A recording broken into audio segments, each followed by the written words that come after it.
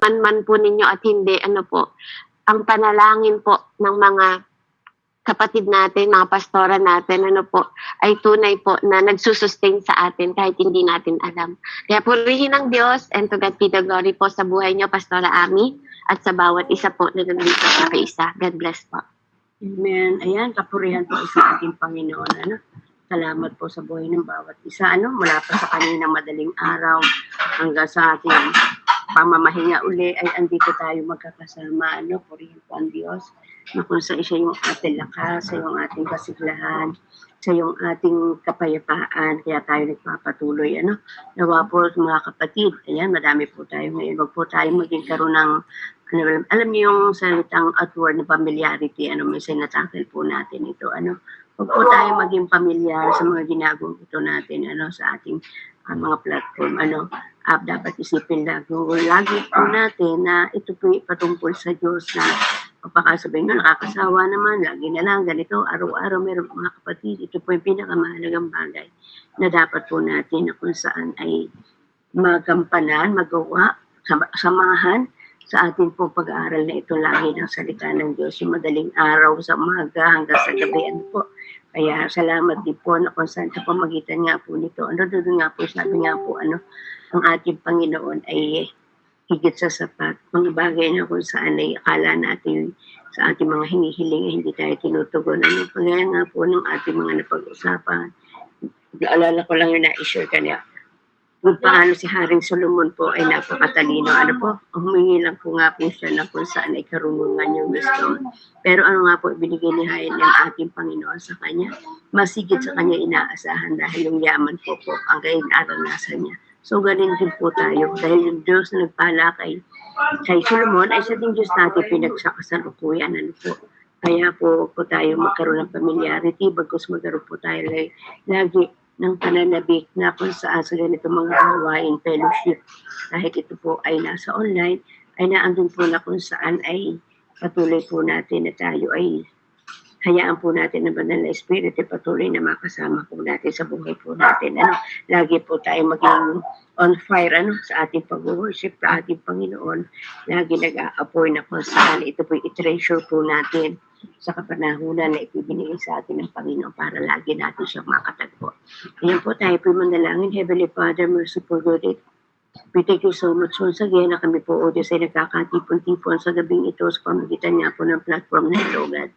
Lord, sa amin pong naandito sa bundok Pilipinas, ito po, O Diyos, ay kaganapan namin na bago kami mamahinga, Panginoon, ikaw pa rin ang aming kakatagpuin. Mula nga po sa aming paggising sa umaga, sa maghapon na kung saan ikaw po aming nakakausap, nararanasan ng iyong banal na presensya, yung init ng panahon, yung sikat ng araw. Ito'y kapangyarihan mo na ikaw lamang ang tanging nakakagawa, Panginoon. Kung merong iba na kung saan nakikita na pupus ang init, pero sa akin po, Panginoon, ito dapat ay pagpasalamat lagi. Dahil ito yung season na dahil ikaw lamang po ang ginagawa mo na kung sa ay para sa amin, Panginoon. May mga season na kung sa umuulan, umiinit, may taglamig, may taglagas. Pero salamat dahil ikaw po ang Diyos na may likha sa amin na nagbibigay na maranasan po namin ang patuloy na mabuhay dito sa mundong ito at maranasan po natin yung hiwaga ng salita mo, pagpakala mo, kalinga mo at sa panahon na kami po ay namaranas ng mga persecution, trials, defining moment. Alam po namin kasama ka namin at patuloy mo kami pinatatatag. Po Ama, sa aming pong pag-aaral sa huling mga verses ng aming pong chapter 12 ng Mateo, tunay nga po na samahan mo kami sa 4 na verses na ito, Panginoon, hayaan mo nga po na mangusap ka, Holy Spirit, dahil alam po na andyan ka lagi upang siyang maging gabay at patnubay po namin, maging guru po namin, maging ang aming po ay patuloy na maging kung saan ay ito po ay magbibigay sa amin ng spiritual nourishment sa aming pong paglago, O God, in Jesus' name. Thank you so much, Father God.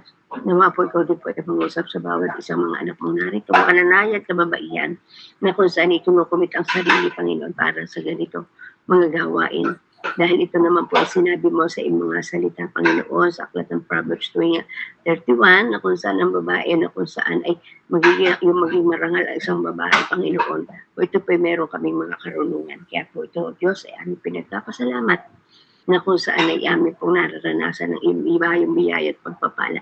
Salamat po, Diyos, sa bawat kapatiran. Andun nga po na tunay na nagkukulit, nagsasabit, O God, para sa mga gawain ganito na ikaw ang napaparangalan. Purihin ka, Ama, nakilain ka sa pangalan ni Jesus. Amen and Amen. So mga kapatid, tayo nga po ay nasa aklat ng Mateo chapter 12, verses 46 to 50. Ano at ito po yung sinabi na kung saan ay ang ina at ang mga kapatid ni Jesus. Ito din po ay natala sa aklat po ng Marcos at ng Lucas. Ano po, sabi nga po dito, samantalang nagsasalita pa si Jesus, dumating ang kanyang ina at mga kapatid. Naghihintay sila sa labas at ibig siyang makausap. Nasa labas po ang inyong ina at mga kapatid at ibig kayong makausap. Ngunit sinabi ni Jesus, sino ang aking ina at sino-sino ang aking mga kapatid. Itinuro niya ang kanyang mga alagad at sinabi, ito ang aking ina at mga kapatid, sapagkat ang sino mang sumusunod sa kalooban ng aking amang nasa langit, ay siya kong ina at kapatid. Ayan. At mga kapatid, ayan po rin po ang pagbasa ng salita ng ating Panginoon. Ano? At dito po sa verse na ito, ano po, hindi naman ibig sabihin na dinideny ni Jesus ang kanyang responsibilidad sa kanyang earthly family. Ano po, dahil nagkaroon nga po siya, sinilang po siya ni Maria at nagkaroon din po siya ng mga kapatid na kung saan biological brother and sister, biological na kapatid na kung saan sa pagkakataong ito ay, sabi nga po, ay siya ipinuntahan doon sa kanyang pagtuturo. Sabi nga po dito po sabi nga po ay hindi niya po, ang kaya nga po niya sinabi itong salitang ito na sino ang aking ama, sino ang aking ina at sino ang aking mga kapatid. Ito po ay para po sa kung saan ay para po ito sa mga Pariseo na kung saan nagkikriticize sa kanya, mga religious leader na kung saan ay sila kung saan ay hindi sila tunay na sumusunod sa mga abatas nung sa unang tipan sa Old Testament na kung saan ay kinuman nila na kung saan ay igalang ang mga magulang. Sabi nga po dito, makita po natin na kung saan ay, kung makikita po natin, hindi ibig sabihin na i-deny po niya ang responsibility niya ngayon sa pagsasalita niya ngayon. Kasi kung titignan po natin itong verse 15, ay chapter 15 ng Mateo din po, verse 1 to 9, sabi nga po dito, ito yung mga minanang turo. Sabi po dito, minsan lumapit sa Jesus sa mga Pariseo at mga eskriba galing sa Jerusalem. Kanilang tinanong siya, bakit nilalabag ng mga alagad mo ang mga turo na minana natin sa ating mga ninuno? Kumakain sila na hindi nagbuhugas ng kamay ayon sa parang inuutos mo. Sumagot si Jesus, bakit naman ninyo nilalabag ang utos ng Diyos dahil sa iyong minanang turo? Iniutos ng Diyos, igalang mo ang iyong ama't ina at ang magsalita sa masama sa ama o ina ay dapat mamatay. Ngunit inuturo ninyo kapag sinabi ng isang tao sa kanyang ama o ina o ano may tutulong ko sa iyo ay hain sa Diyos. Hindi na niya kailangang igalang kanyang ama. Dahil sa inyong minanang turo, minawalang kabuluhan ninyo ang salita ng Diyos. Mga mapagpaimbabaw, tama ang hula ni Isaiah tungkol sa iyo. So, ito po yung kung saan ay ang kinasabihan po dito ni ating Panginoon po sa verse na ito ay yung mga nagmutiligsa sa kanya ng mga religious leader ng panahon yun. Ano po? Na sila mismo ay nagtuturo na kung saan nakagasa batas ni Moises, pero sila mismo ay nagturo sa pamagitan nga po nitong ating binasa dito sa chapter 15, na kung saan isibilanggit po dito ay yung pag sinabi ng isang tao sa kanyang ama o ina, ang ano ay maituturo ko sa iyo, hiyaan sa Diyos, hindi na niya kailangan igalang kanyang ama. Dahil sa minanang turo, yun nga po, na kumbaga na-twist yung turo na kung saan ng mga religious leader ng panahon ng ating Panginoong Hesus. At ito po kaya sinabi niya yung mga bagay na ito. Ano po? Sabi po dito, ang kanya pong ina at mga kapatid na lalaki ay naandun po sa kung saan ay hanggang sa kanyang pagpako sa cross. He provided, he provided to his mother security as he hung on the cross, diba? Itinagbilin siya niyang ating Panginoon, ang Panginoon sa kanyang mga alagad, ang kanyang ina na siya habang nakapako sa krus. Nakita po natin yon sa John 19 na kung saan ay hindi naman ibig sabihin na hindi niya inirespeto at inagalang yung kanyang biological na magulang, ano po na si Maria. Sabi nga po dito, he provided for his security as he hung on the cross. Kasi sabi nga po dito sa John 19, 25-27, sabi po dito, nakatayo sa tabi ng krus ni Jesus ang kanyang ina at ang kapatid na babae nitong si Maria, asawa ni Cleopas. Noon din, naandun din si Maria Magdalena na makita ni Jesus sa kanyang ina at ang minamahal niyang alagad. At sa tabi nito, kanyang sinabi, ginang, narito ang iyong anak. At sinabi ng alagad, narito ang iyong ina. So, mula noon, siya ipinatira ng mga alagad nito sa kanyang bahay. So, ito itinagubili niya. Naandun yung respeto ni Jesus sa kanyang biological parent naman si Maria noong panahon yun, na kung saan hindi natin makikita, wala yung taliwas dito sinasabi na akala natin ay nineneglect niya at hindi niya nire-respeto ang kanyang biological mother, walang iba kundi si Maria. Ano po? Kaya nga po makita po natin na kung saan ay dito po ipinopoint kasi dito ni Jesus, pointing out that the spiritual relationship are binding a physical ones. Kumbaga sabi nga po kasi dito, itinuro niya sa kanyang mga alagad, sinabi, ito ang aking at mga kapatid, sapagkat ang sino man sumusunod sa kalooban ng aking amang nasa langit ay siya kong ina at kapatid. So, tayo yun, na kung saan ay itinuring nga po tayo ng ating Panginoon na tayo, di ba? We are His brother or sister. Tayo yung mga kapatid na kung saan ay tinuturing ng ating Panginoong Jesus na tayo ay mga kapatid niya. Sa ngayon, na tayo po bilang isang mga anak ko nananampalataya sa Kanya, ay itinuring niya in the other side of ng ating pag-aaral, ay tinuturing niya tayo mga kapatid, sa pamagitan ng ating pananaw. At Luwan, dahan-dahan, please. Wait lang po.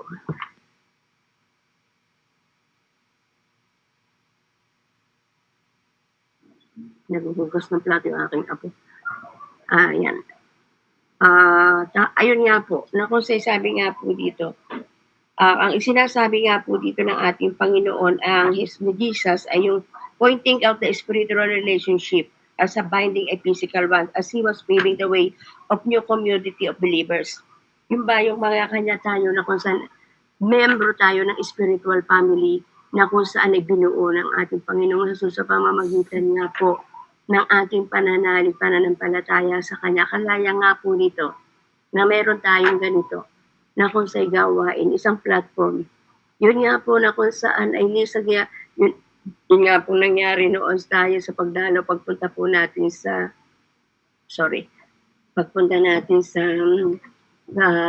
kung saan ay sa Pampanga at patuloy at dumiretso ng Bataan. Doon po ay nagkaroon tayo kumbaga relationship na kung sa pagkita-kita natin personal.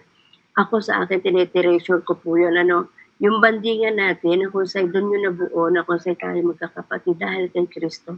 Kung hindi dahil sa ating Panginoon at wala tayong ganitong platform, paano mangyayari at magaganap yung bagay na yun na kung saan ay nakatreasure sa puso't isipan natin dahil sa ating Panginoon, nagkakilala tayo. Andun nga po na kung saan ay, kumbaga kung hindi dahil sa ating Panginoon, walang pagkakataon at walang ganitong gawain, walang pagkakataon na tayo magkikita personal, di po baga. Kaya nga po, napakahalaga na kung saan sa pamagitan ng ating Panginoong Jesus, tayo yung kanyang pamilya sa kapanahunan.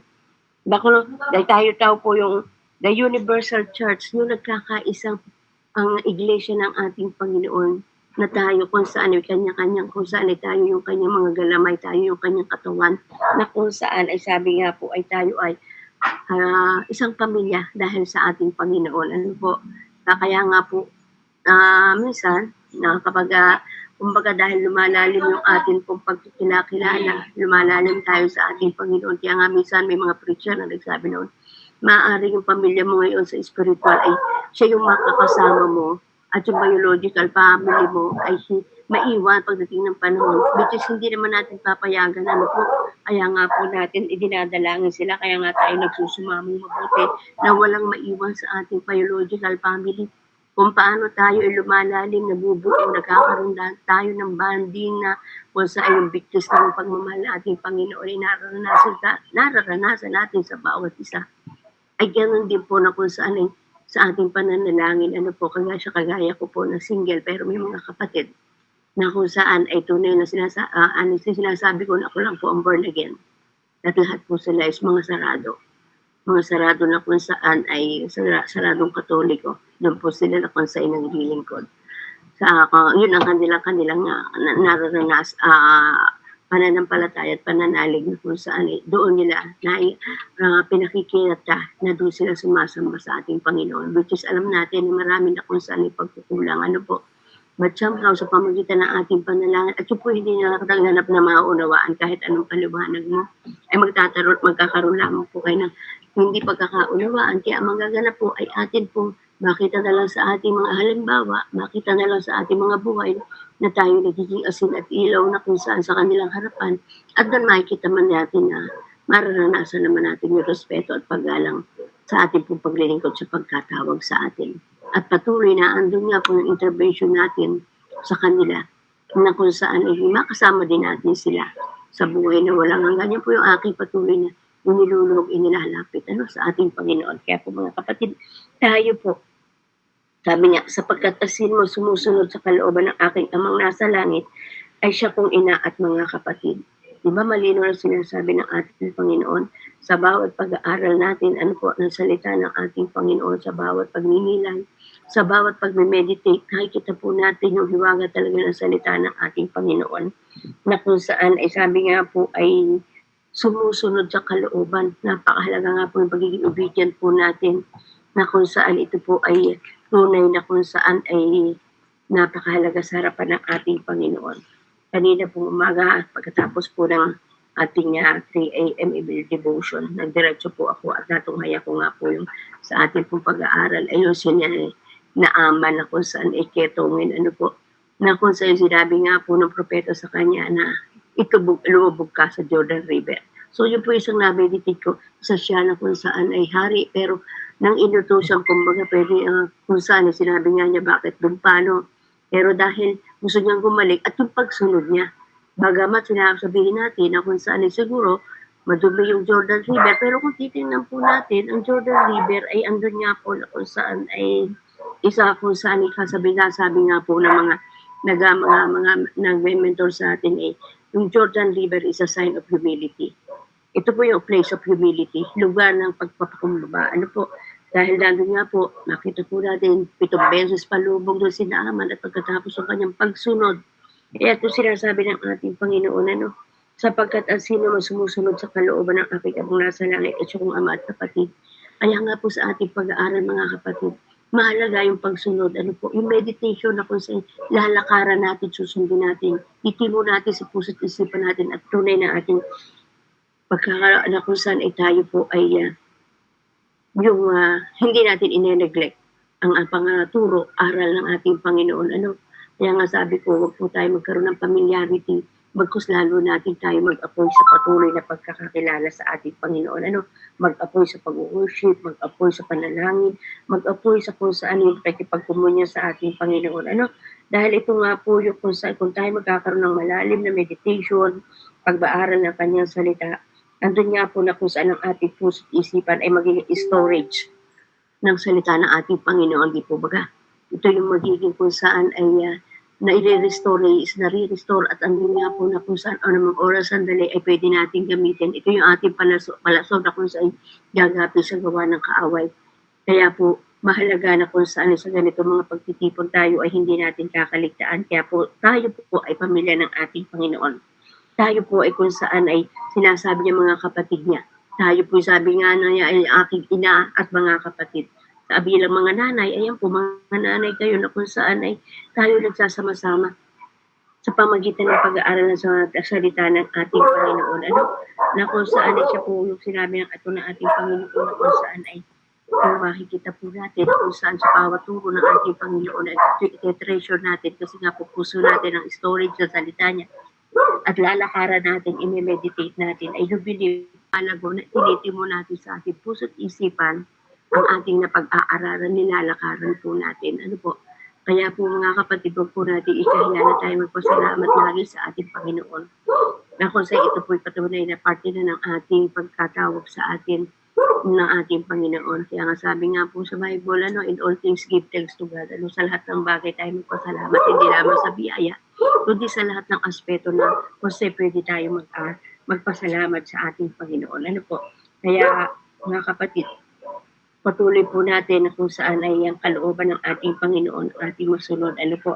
Dahil po ang kanaisin ng ating Ama na kung sa pamagitan ng pagtuturo ito ng ating Panginoong Hesus, tayo po ay mga ina at mga kapatid niya. Sabi nga po niya sa mga nanay, tayo po yung kanyang, sabi nga po tayo yung kanyang nanay at mga kapatid, sa spiritual na kung saan ay kung ating pong nanamnamin, mismo ang ating Panginoong Hesus na kung saan ay inalagaan niya, itinalaga niya, iniwan niya yung kanyang ina at mga kapatid sa pangangalaga kung siya umakyat sa langit sa kanyang mga alagad. Kasi po, Kung makikita po natin sa Aklat ng mga Gawa din po, Aklat ng mga Gawa chapter 1 verse 4 ay andun din po na sila magkakasama din po na kung saan ay yung kanyang mga kapatid na yun at mga anak ni nanay si Maria ay sabi po dito po yung samantala sa Acts 1:4, samantalang siya ay kasama pa nila, kanyang itinagubili na sila, huwag muna kang aalis sa Jerusalem, hintayin ninyo ang naroon na ipinangako ng Ama na sinasabi ko sa inyo. So dito po makita po natin na dito, sa Acts 1:14, sinabi niya po dito na lagi silang nagsama-sama sa pananalamin kasama ang babae at si Maria ang ina ni Jesus, ngayon din ang mga kapatid ni Jesus. So sa pagtatagubili ng ating Panginoong Jesus sa kanyang mga alagad, hindi na po sila humiwalay. Ando na kung saan naranasan po nila na kung saan ay patuloy na silang naging isang pamilya. Na parang kagaya po natin ngayon, we are in spirit, we are family. So ganun din po ang naganap noon. Physically talaga sila po ay hindi iniwan ng mga alagad ang kanyang pamilya ni Jesus, biological family, na kung saan endo nga po na sinunod nila ang atas ng ating Panginoon. Kaya nawa po mga kapatid, tayo din po ipatuloy. Bagamat marami na mga po ang sa ating platform, mga come and go for almost 5 years na nga po itong sumasali ako sa platform na ganito na at na nga po nadadagdagan ang mga platform. Pero meron po mga come and go na kung saan ay nakakasama po natin. But hopefully, sa ating mga nag-go, ay meron din naman silang ibang magawain na kung sa kagaya ng ganito para sa patuloy na lumago. Ano po?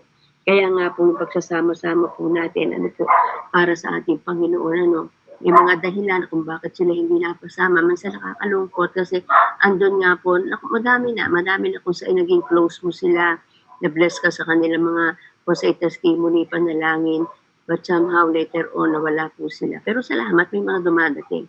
Siguro ganun lang talaga. But we pray na kung saan yung mga hindi natin nakakasama, nagpapatuloy nawa sila sa ganitong mga gawain o yung relasyon nila ay patuloy na nag-aapoy. Ano po? Kasi nga po, kailangan po natin lagi, we are on fire on worship. Sa panalangin, we must have a deeper there. Yung paglalim natin sa pananalangin at doon po natin mararanasan ang pagdaloy at gawa ng Santong Espiritu sa mga buhay po natin. At doon po natin mararanasan tunay ang himala ng ating Panginoon. Kaya nga po sa ating mga kapatid na nakakaranas ng mga pagsubok sa kapanahunan, mga kapatid, dadaanan po natin yan, hindi po magiging permanente yan po ililipas din. At kung tayo patuloy na gumagawa, sumusunod sa kalooban ng ating Panginoon, I do believe na ang ating Panginoon, kung paano siya gumawa ng himala noon, ay siya din yung Diyos natin na gagawa sa ating Panginoon, sa ating mga buhay ng himala. Sabi nga po, our God is a miracle working God, kaya He's a way maker, gumagawa siya ng kapamaraan, kaya huwag lang po tayong malamig, huwag tayong magkaroon ng familiarity, bagkos patuloy po nating nanasain, magkaroon tayo ng aapoy na pagnanasa, na kung saan masaliksik po natin ang kalooban ng ating Panginoon sa bawat buhay po natin. Ano po? Kaya yun po, sa kung saan ay sinabi nga po tayo yung pamilya ng ating Panginoon, at patuloy na tayong sumunod sa kalooban ng ating Ama, na kung saan yun po yung nais niya sa bawat anak niya. So ayan po rin po ang ating Panginoon, na kung saan ito po sa ating pagninilay, siya po ang patuloy na magpalawak, magpalalim, mangusap sa bawat isa sa atin. Ano po? Ayan po rin po ating Panginoon. Once again, Father, we thank you so much, O God. Ito po isang pagpapaalala muli sa amin, Panginoon, na kami ay isang pamilya mo na binubuo mo at patuloy na binubuo habang kami po ay nag-aaral ng iyong mga salita. Kami isang pamilya, patuloy mong hinuhubog ayon sa iyong wangis, O God, in the name of Jesus. Patuloy na ipinakikita mo sa amin na kung saan sa amin pong pag-aaral ng iyong mga salita ay patuloy mo kami tinuturuan. Kaya po, Ama, we are praying to you, O God, na kung saan ay presensya mo ipatuloy namin maranasan sa buhay po natin, Panginoon. Lord, make us a good soil. Maging productive po ang aming pong patuloy na pakikipagniig sa iyo. Hayaan mo nga po yung bunga mo ay magano ng your fruit will last and make us a blessing, Panginoon, sa iba. Panginoon? Wala pong nasasayang sa buhay spiritual po namin. At andun nga po namin sa namin ang peace, prosperity of God para po sa aming spiritual. Kaya po, Ama, as we apply the blood of Jesus, O God, sa aming mga buhay, sa aming pamilya, sa aming pong mga ministry, alam po namin andun na lagi ang iyong presensya at ang pagtatagumpay po namin, O God, ay amin pong mararanasan, O God, as we apply the blood of Jesus in every aspect of our lives. Kaya po, Ama, sa aming pong patuloy na pag-aaral, magkaming mabuting lupa ang aming mga puso at productive, maging progressive po ang aming spiritual para sa iyong ikaluluwalhati at kararangal. Salamat po, Ama, sa iyong papurit at salamat sa pangalan ni Jesus. Amen and amen. Back to you po, sis babe. God bless.